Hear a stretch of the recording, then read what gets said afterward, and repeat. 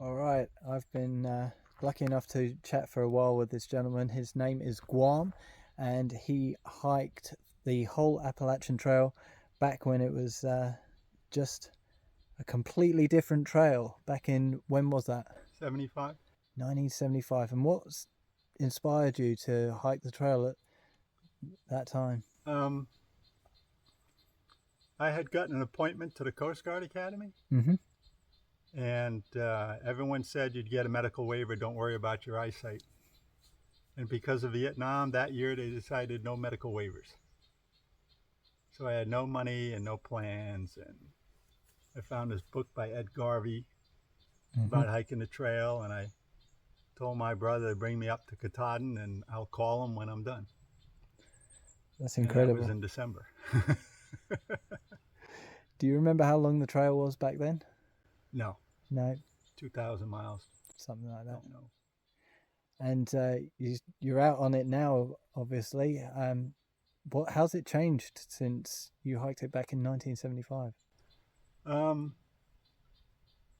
the trail is a lot more eroded. It's a lot more civilized.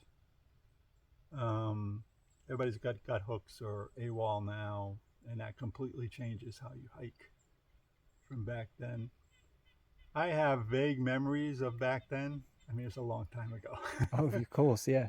But I'll come around a corner and deja vu, this looks familiar, or some things are the same, Katahdin or McAfee Knob or Dragon's Tooth or all that stuff. But there's been a lot of relocations and a lot of new stuff. So And you were saying specifically here in Maine that there was quite a lot of the trail that changed. What was it you were saying? I read in one of the shelters from the guy who was the long-term president of the MATC, said that 170 miles of the 230 have been relocated. That's an incredible amount. So there's only 60 miles of original trail still remaining in Maine. That's I mean, incredible. some of them might be just a little bit, but some sections, some lean-tos I'd never seen before or heard of. We just passed Wadley Pond, or Wadley Stream, which used to be Wadley Pond, and the lean-to was right on the lake. I remember taking a short day because I wanted to stay there and swim. So little things like that. Now, because the trails moved, they've moved the shelter or the lean-to and renamed it. Well, I remember some of the shelters down in Virginia, Tennessee, were old CCC shelters, and they were horrible.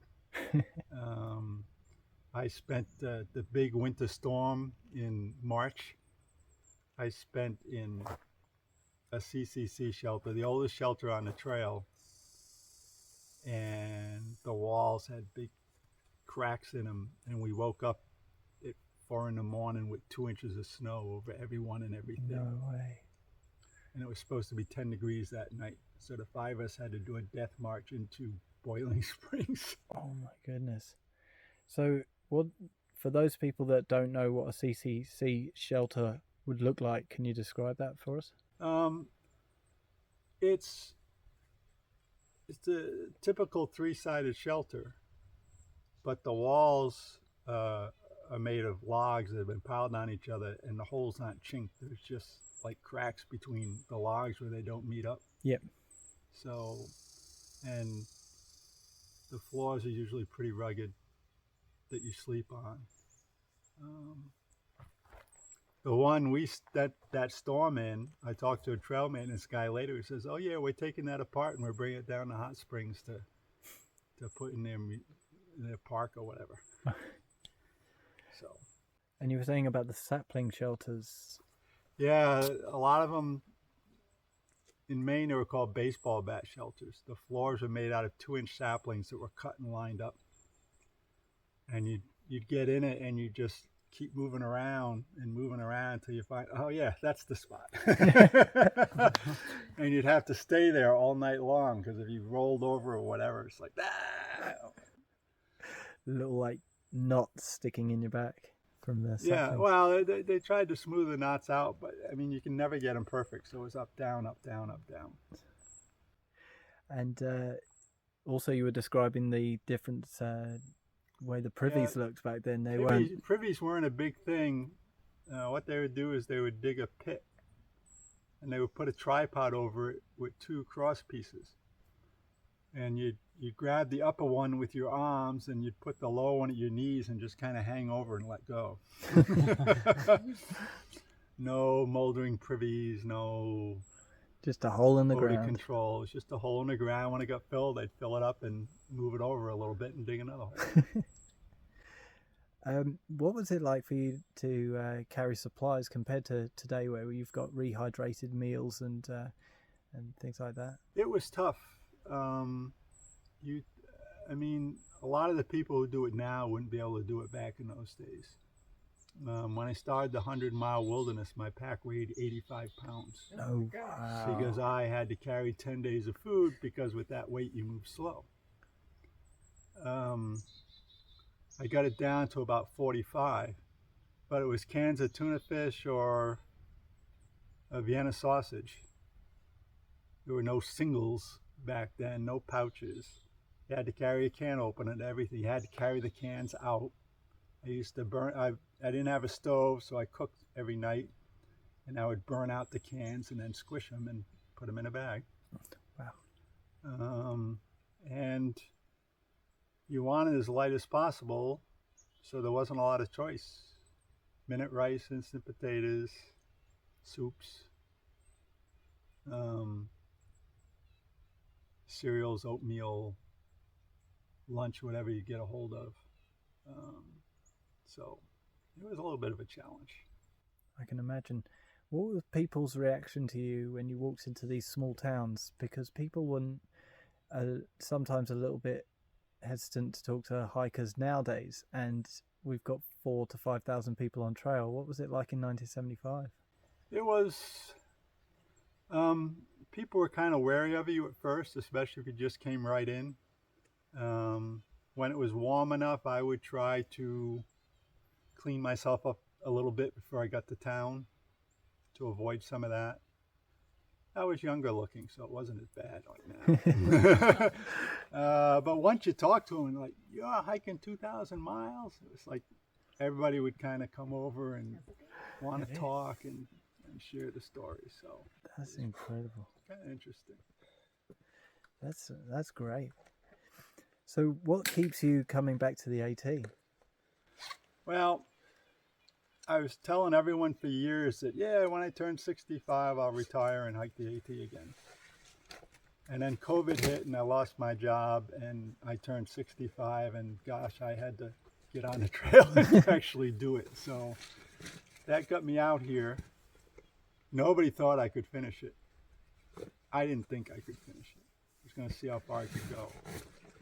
But God willing, the knees held up and we're 40 miles away. Less than that, I think. That's wonderful. So I had my doubts. I go slower than everyone else. I started February 9th. But that's okay.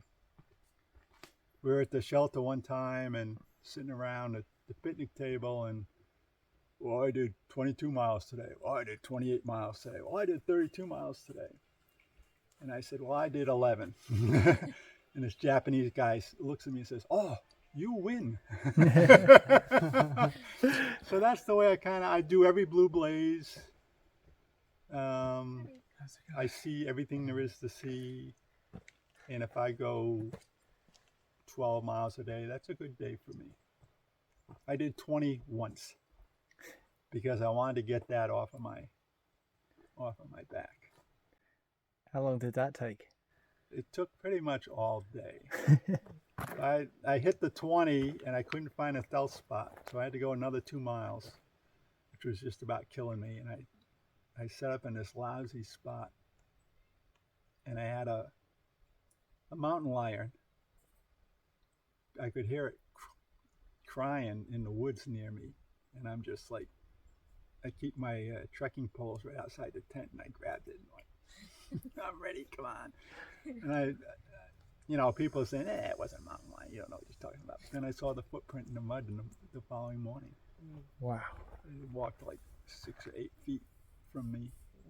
So there's just so many experiences. I mean, even the people who get on and give up at that first tree, whatever that place Oh is. yeah, a New Gap. New Gap. They got on it. They gave it a shot. Yeah. Which is more than 95% of the people in the U.S. have done. And God willing, we're going to finish it, which is more than 99 point whatever percent of the people have ever done. So. Can I ask what, after doing it twice, what's your sort of favorite part of the trail? Usually where I am. Not always. Not that night you're stealth camping. There can't be a favorite part. I mean, there's mountains, there's ponds, there's waterfalls, there's rivers, there's beautiful spruce forests like we're in. It's just every corner is something new. You meet new people, you go to new places, experiences happen.